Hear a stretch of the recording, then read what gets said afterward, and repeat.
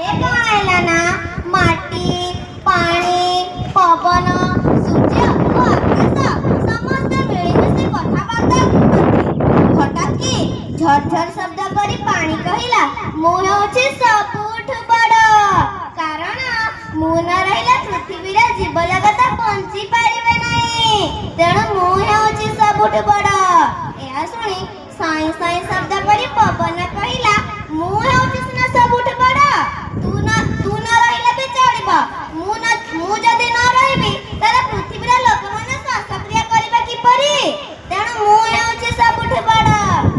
एमानक कथा सुनी आकाश कहिला अरे अरे रुह तमको किए कहला झगड़ा हबाकू तमे टिके शांत हुआ मु बा हेउछि सबुठ बड़ मोर पर सीमा नहीं मोर पर सूर्य चंद्र तारा एमाने सब जीवा आसीबा करंती तेणु मु हेउछि सबुठ बड़।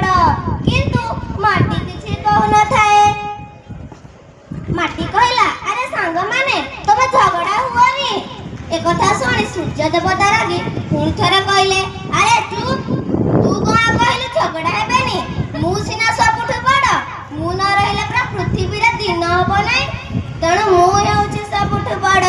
पुणी थरे माटी कहला अरे सांग माने तमे मिते झगड़ा चल सृष्टि रे कर्ता ब्रह्मा देवतांक पाखकु जे एहार विचार करिबा समस्त ब्रह्मा देवतांक पाखु गले एवं निज निजर प्रमाण बताइले।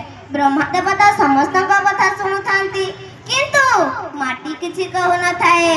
ब्रह्मा देवता कहिले अरे माटी तोर कोन हैला कि तू कोन किछि कहू न।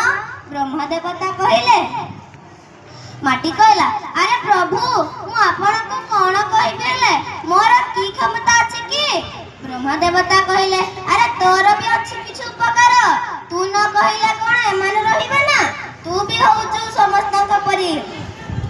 ब्रह्मा देवता का कथा सुनी समस्त निज निजर भूल बुझी पारिले एवं पुणी थरे निज निज काम रे लागि पाडिले। कहिला देखि सांग माने एई गपरु तुमे कौ शिक्षा पाइला।